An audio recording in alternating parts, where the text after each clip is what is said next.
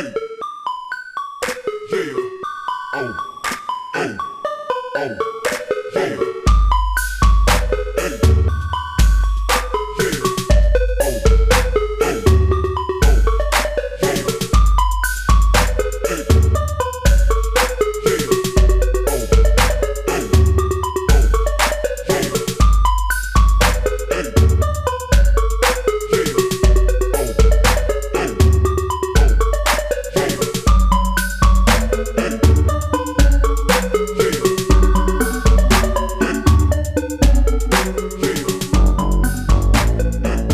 What's up, YouTube? It's your boy Thomas back again with another rendition of Truth Be Told.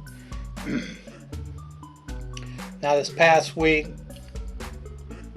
only thing going on in the news was basically, they're coming on to Trump about the Zelensky situation.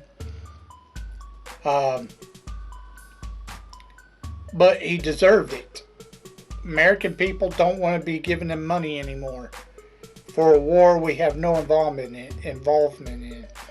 And he gave him a way out. He's like, call a ceasefire, sit down at the negotiating table. And Zelensky didn't want to do that. He wanted more money and continuing the war. And Trump said, no, we're not going to back you with that. So he threw a big hissy fit like a big baby and walked out. And then on top of that, a few of the European countries were all like, well, we'll back you, blah, blah, blah. Whatever. Let Europe deal with it. It's their problem anyway.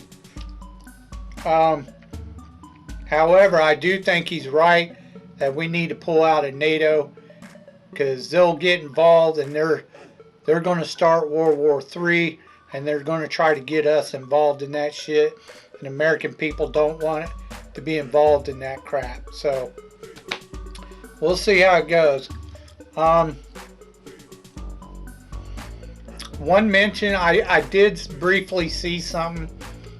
Oh my God, I can't believe, I'm so tired of these fuckers in Hollywood who can't come up with their own shit. They want to take shit that everybody liked from back in the day and try to remake it and blah blah blah, which they do a shitty job of.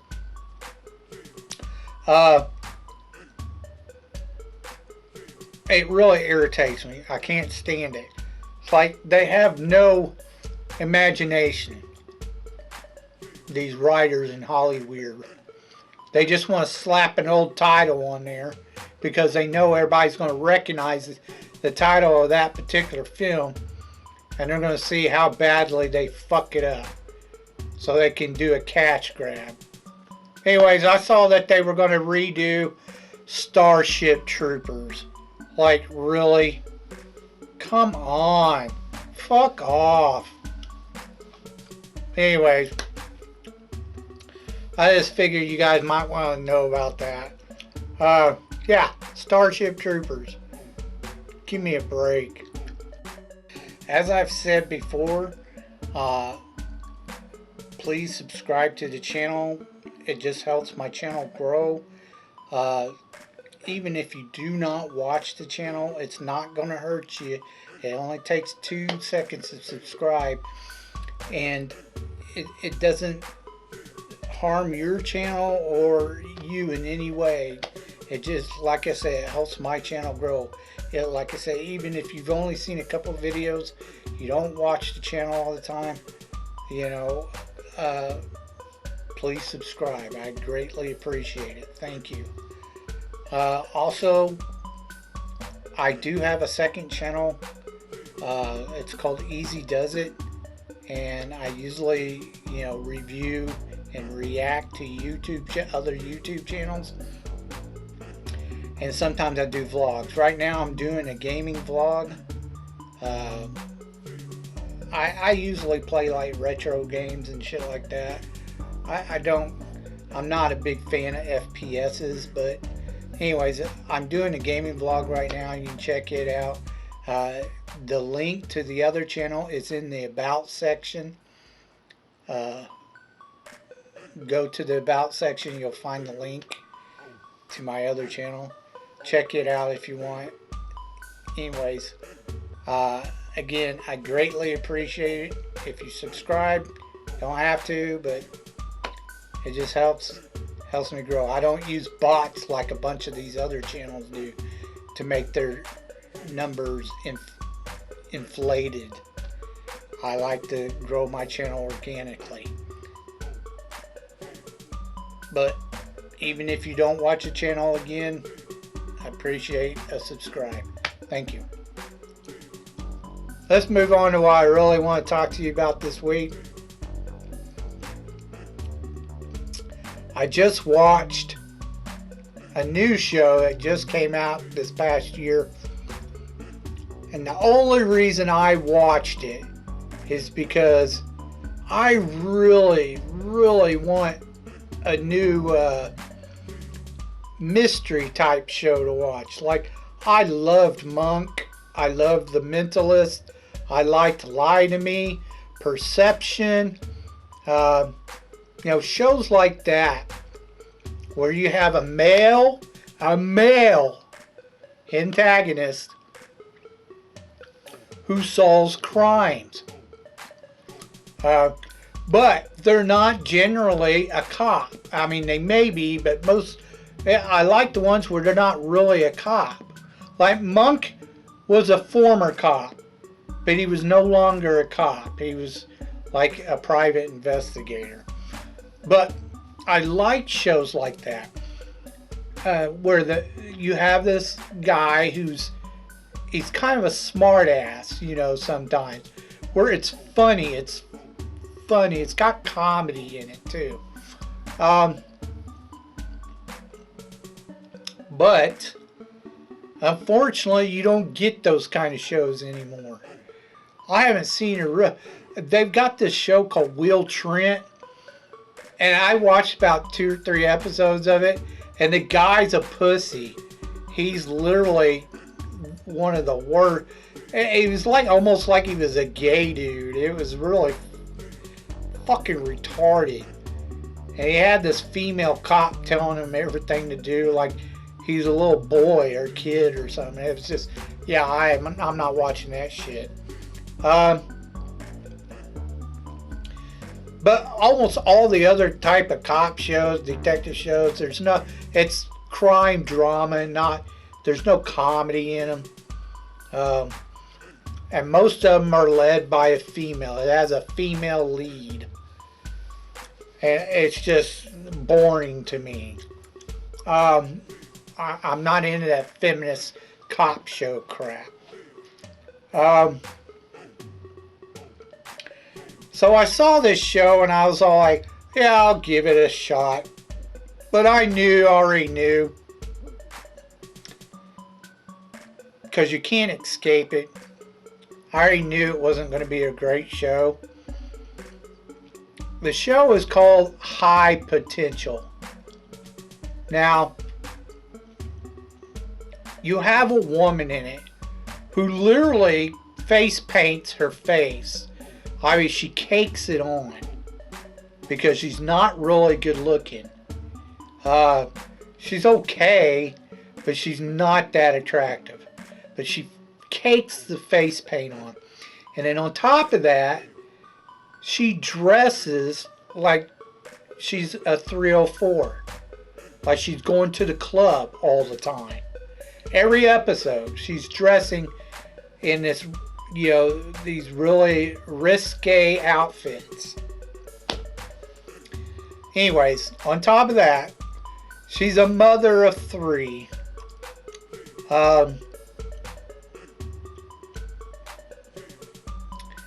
And I don't know, I think the show would have worked way better. It would have been really good if they would have reversed and made it a guy who has 3 kids at home that he's trying to take care of. He's having a hard time. And then, they figure out he can He's got a really high IQ and can solve cases for him. Now in the show, the woman has a high IQ, a really high IQ. Her son does too, but the daughter doesn't. Don't know about the baby yet. Anyways, statistically, scientific studies have been done. Most generally, all your really smart, high IQ people are men. It's rare that it's a woman. There are some, but most generally it's always a guy. But regardless of that fact,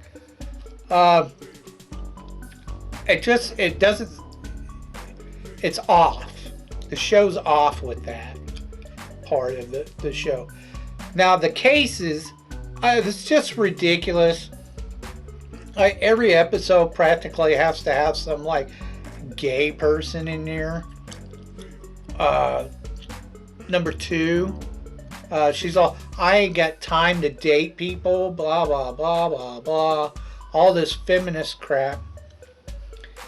And then on top of that, you know, she's schooling the detective, like telling him what to do.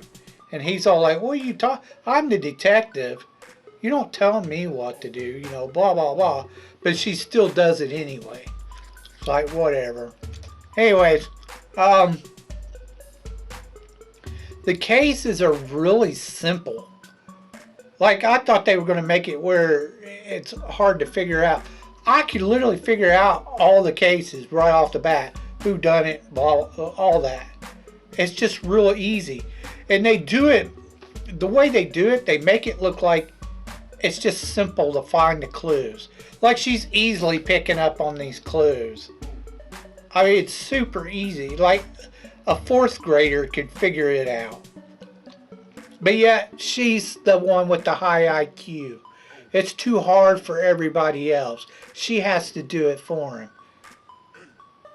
Like there was one episode where there was a piece of glass hanging underneath a coffee table. And she just goes, well, it may help if you look down there and see that piece of glass with blood on it. Or some shit like that. You know, just stupid. You know, just point. You know, it's literally what she does. So, the show's actually a real disappointment. But from what I understand, they're already going to make a season 2. And I don't know why, because it's not a good show. I don't get it. I really don't. There's so much wrong with that show. It's just something to watch because there are no murder mystery shows like Monk and The Mentalist anymore. So, I do not recommend this show. It's not a good show. 2 thumbs down. But check it out if you want. Let's get on to your B-movie reviews.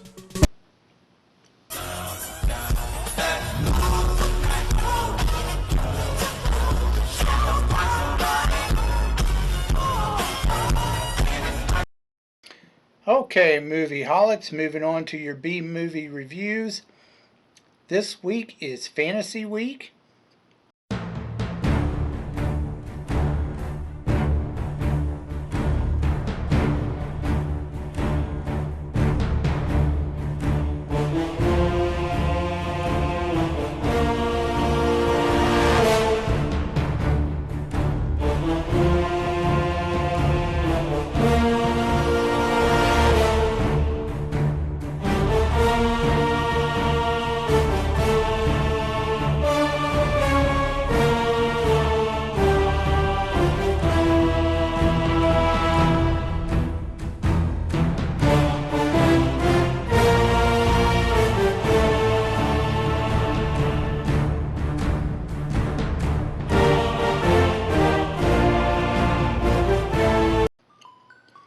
Now we're going to finish out the Highlander series, the film series, not the TV series.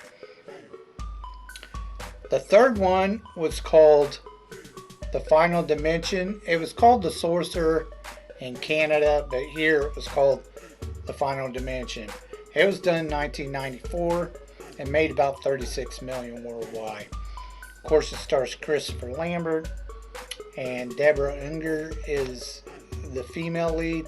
Now, Mario Van Peebles is in this too. He's the bad guy. And pretty much, this movie is basically a rehash of the first movie. They're trying to get rid of, like the sequel even existed. But yeah, it's basically a rehash. This poor guy, he gets cheated out of the prize a third time.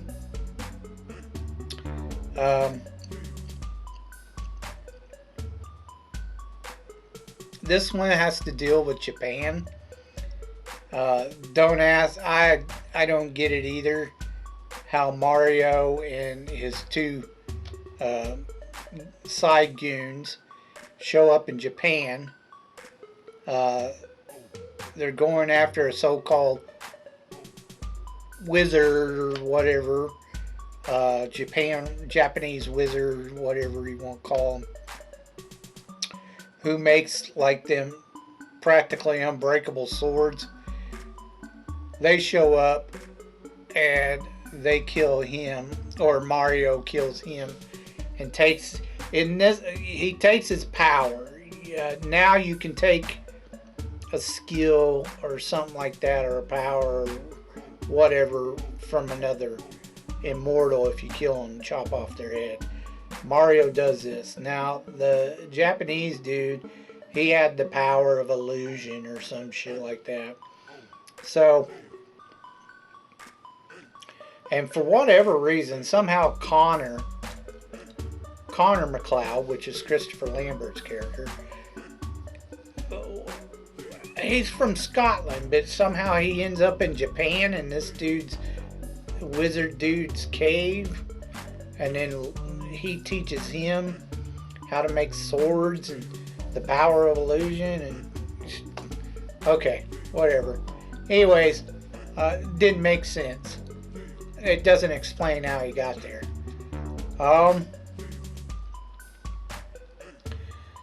Moving on to present day. Well, there's a cave-in, and it traps Mario and his two side buddies after he kills the Japanese dude. And they're trapped in the cave. Connor is able to get out. Move on to present day. And Japan is doing an excavation site. Now, in the excavation site, you see like a mining tunnel. It's got wood and beams and shit where they've been digging through the tunnel. And all of a sudden, through the sidewall comes Mario and his two buddies. And I'm like, what the... He could have done that at any time. You're just going to wait until this certain point in time to do it? It made no sense.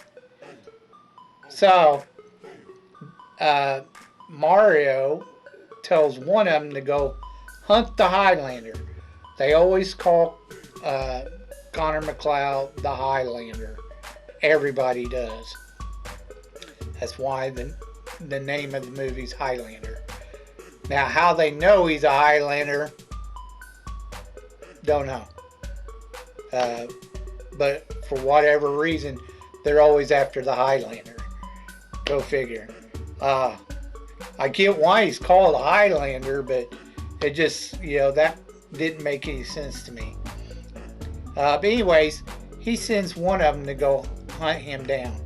And then the other one, he takes his head. In doing so, he knows there's only a few left. He knows there's a new gathering now, since there's just a few left.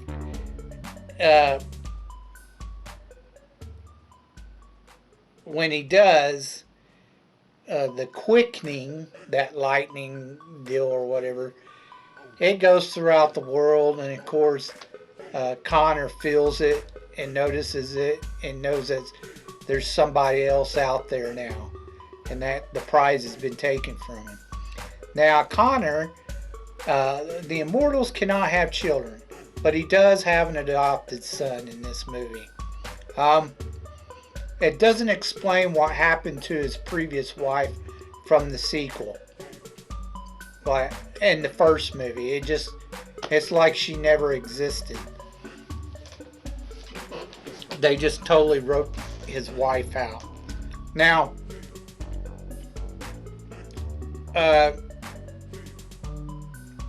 Mario plays this guy called Kane, and he goes around and he terrorizes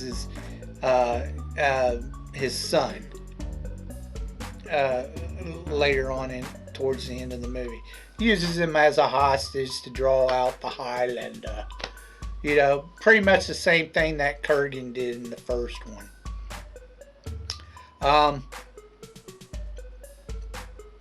You know, he stalks him and then uses the son as a hostage instead of his woman this time. Now, apparently, the woman's like this ancestor that, you know, Connor was in love with or whatever. Or she's a descendant of this ancestor that he was in love with, like in the 1700s or some shit like that. Of course they get together, you know, of course they do. Anyways, they have their big fight at the end, and, you know, Connor takes his head in the movie. And supposedly he gets the prize again, but obviously not. You find that out again later on. So he's cheated out of the prize again. Now, they did this movie to try to restart the franchise. They're ignoring the sequel. But I like the sequel because it gives an explanation of why there are immortals. The first one doesn't. It just says they exist. And it doesn't tell you why they're there or why there's very few of them. And the sequel, it gives an explanation, a backstory. You know, they're prisoners sent to Earth from this planet called Zeist or whatever. That made more sense. Now, the thing is that they're sent to the future, Earth's future, where Zeist resides in the past. Now, the prize in the sequel was they could either grow old or go back to Zeist. Grow old on Earth. Now, in the first one, he had the power to, or he became connected to everybody, every living thing. You know, he felt them, knew about them, that kind of shit. You know, he's one with nature, whatever, but besides growing old. They took that part away. Now it's just growing old. There's also lore that... Now, there's also supposed to be these rules that, you know, they can't attack each other and hold the ground. They have to challenge them openly in order for a fight to happen. They can't have more than one attacking each other. It's got to be one-on-one. They can't, like, sneak attack someone, like, from behind or while they're sleeping, you know, tie them up, that kind of shit, you know. Nothing, no cheap-ass shit. They have to duel. But in the third one, Mario's character, he breaks almost all them rules. So it's like, what the fuck, man? They're supposed to have all these rules, and then he's literally breaking every one of them. Anyways, and there's one thing in all three of these movies that drove me nuts. They each had to have the car scene where they're driving crazy with the hostage in the passenger seat. That's just dumb. All first three movies do that. The bad guy does that. That's just dumb. But anyways,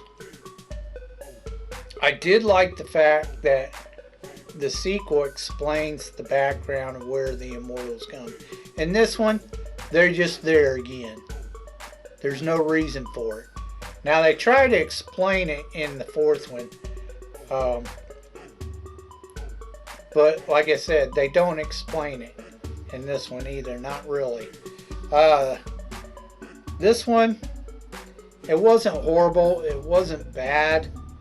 It's just literally a retelling of the first movie. Just they changed a little bit of the story. So I give it a thumbs up and a thumbs down. It's okay, but it's not really that great. You're not going to beat the first movie. You're just not.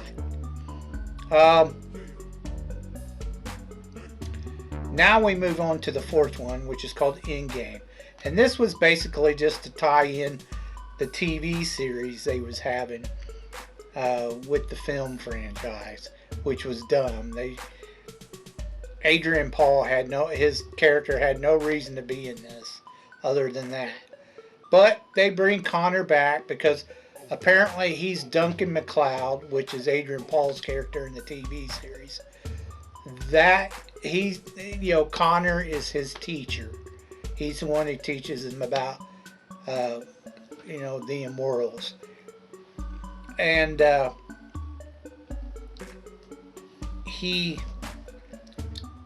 do flashbacks of them having their lessons a few times, just to iterate that point. But yeah, that's the only reason. I'm not a big fan of Adrian Paul. I'm sorry, but I'm not. He's okay, but he's not really an actor I really care for. So, but anyways, supposedly when Connor becomes an immortal, a little bit after, he hears his mother is sick. So he goes to his village to get her. The village tells him he shouldn't have come back. They all think he's the devil. Now they think his mother's a witch. His supposed best friend turns on him and tries to burn his mother at a stake.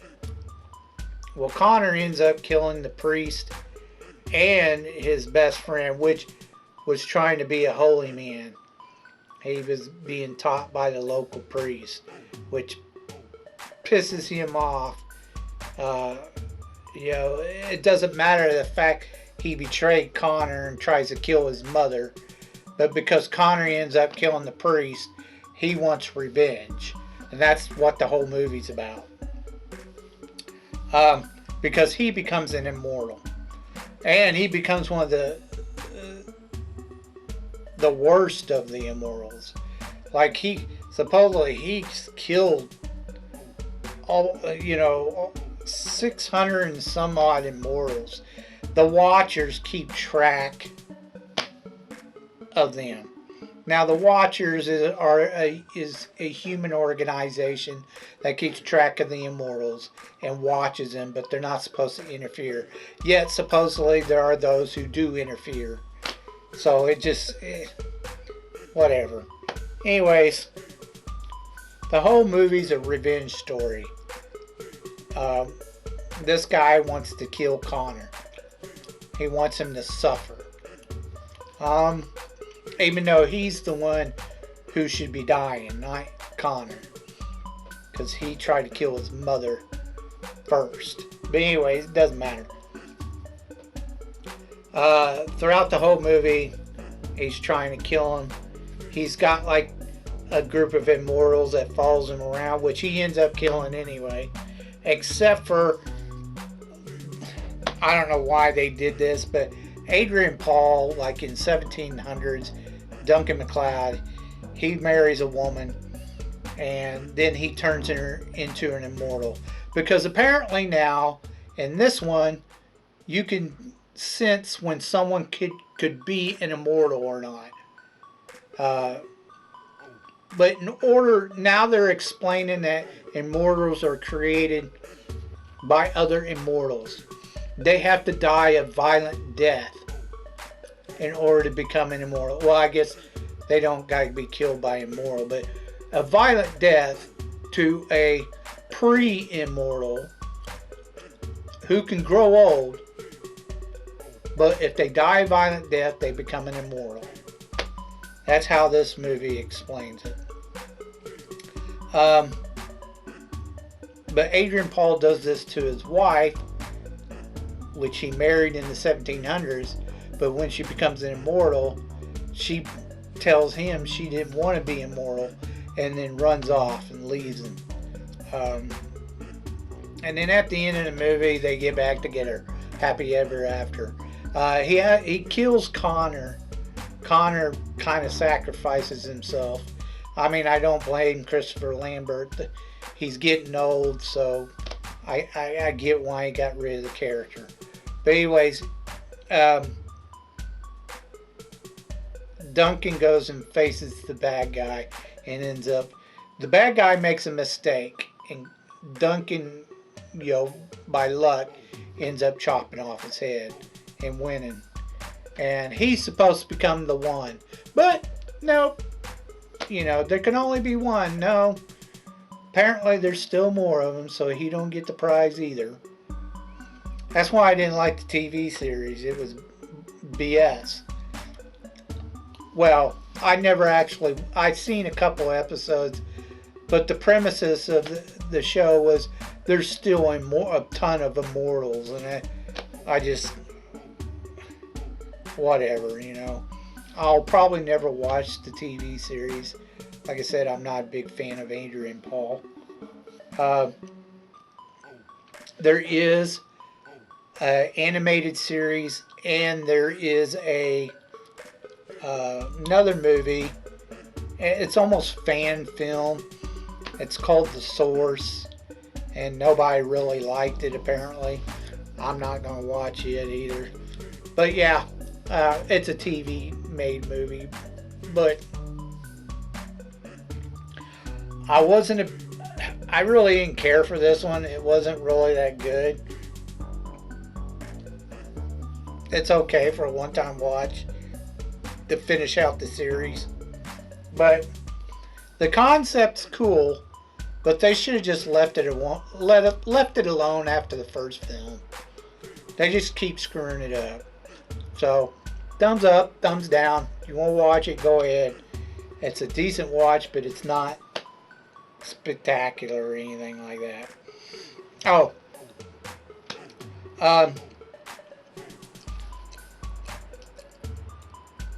Lisa Barbusia, or however you want to pronounce her last name. She plays the wife of Adrian Paul. She's the female lead in it. It was done in 2000, and it made about 15 million worldwide. It didn't really do that well. Boy, I wonder why. But anyway, if you could think of any underrated movies or B movies you think I never even have heard of, please leave your suggestions down in the comment section down below. I'll get to reviewing them as soon as I can. If you have any thoughts about what I talked about earlier in the video, please leave your thoughts down in the comment section down below. I'd love to hear from you. That's all I have for you this week. So until next time, I told you to be told the truth, and you've just been told.